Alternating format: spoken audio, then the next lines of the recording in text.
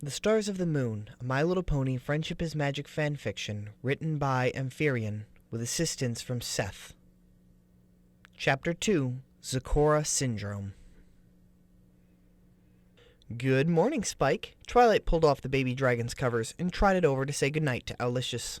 Good nothing, Spike said grumpily, feeling for his missing blanket. Unable to find it, he stumbled out of bed and over to Twilight. Oh, come on, it's an absolutely beautiful day. My dreams were more beautiful. Dreaming about Rarity again? Suddenly he was wide awake. What? No, I was dreaming about, Ice Cream Mountains. Yeah, that was it. Ice Cream Mountains with syrup landslides and cherry horns. I mean peaks! And Twilight's happy laughter cut him off. Come on, Spike. Everyone will be up and about on a day like this. She trotted to the door with a blushing Spike following her. You know, sometimes I think it's unhealthy how much you think about her. I told you I wasn't!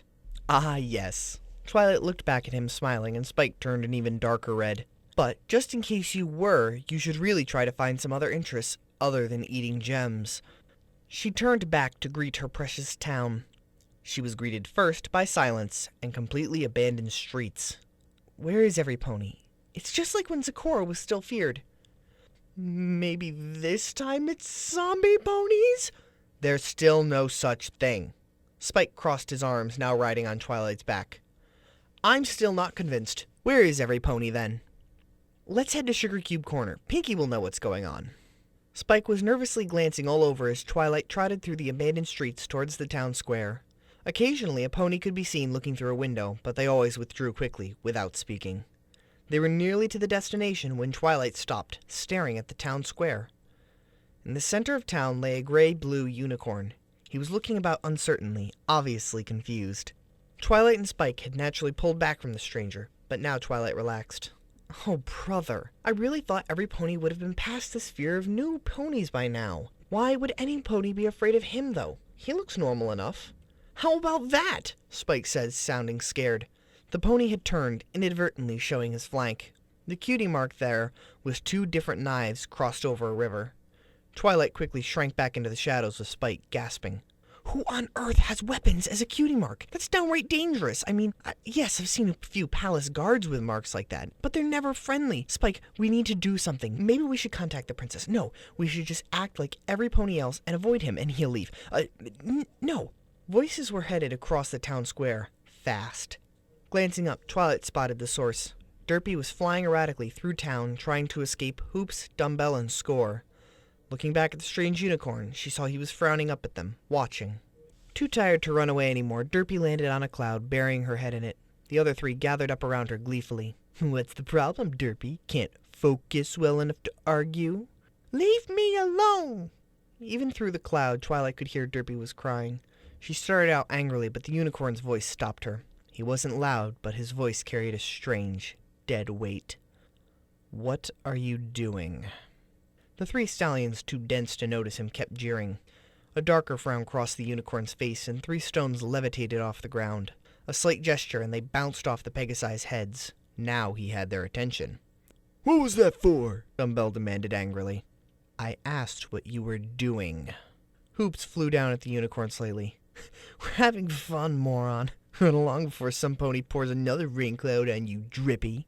The 3 laughed, hoof-bumping. Twilight was fuming.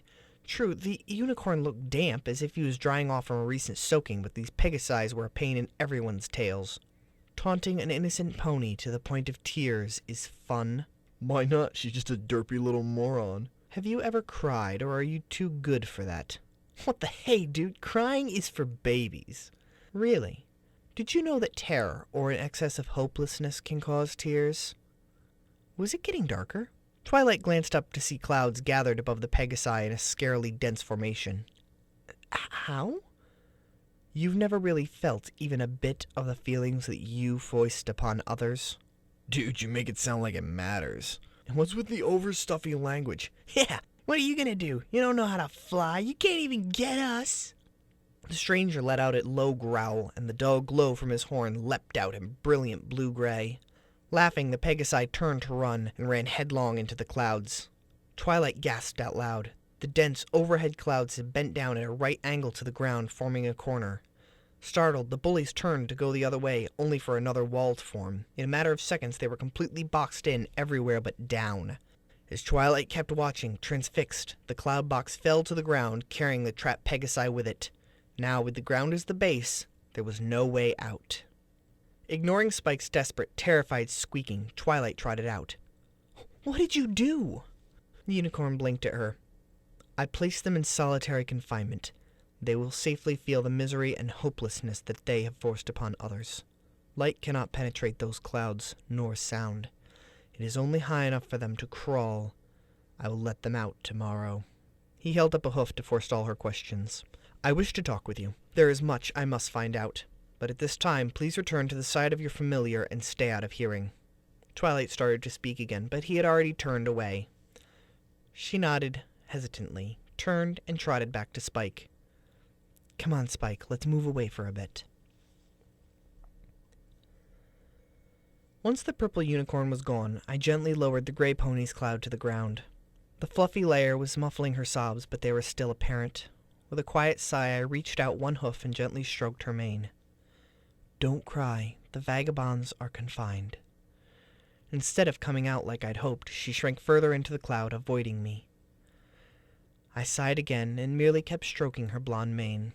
After a few minutes, she slowly lifted her head out of the cloud and looked at me. Well, one eye did. The other seemed more interested in a nearby building. It was unique and somehow completely adorable. "Who are you?" she said quietly. "What happened to the bullies?" "Don't worry, they shouldn't bother you again." I held out a hoof to help her up, then wiped away an errant tear. "Why did you help me? You don't know me." "I remember being taunted by others. I couldn't stand by and let a mare suffer like that, especially one as beautiful as yourself." An adorable blush flushed her face. "No, I'm nothing special." "Well, say what you want, but you are wrong." She giggled slightly, and I couldn't help joining in. "Thanks, I feel a lot better now. By the way, what's your name?" Lantra. Lantra Riverside." "Lantra. Lan!" She suddenly was hugging me really tightly. "Thank you, Lan. I haven't been this happy for months." She turned and started flying joyously off. "Wait! What's your name?" "Derpy, Mr. Lan." Derpy. Somehow out of her mouth a suitable and cute name. After watching her soar off, I trotted off in the same direction the purple unicorn had gone. I needed to figure out what was going on in this new era, but it was good to be back.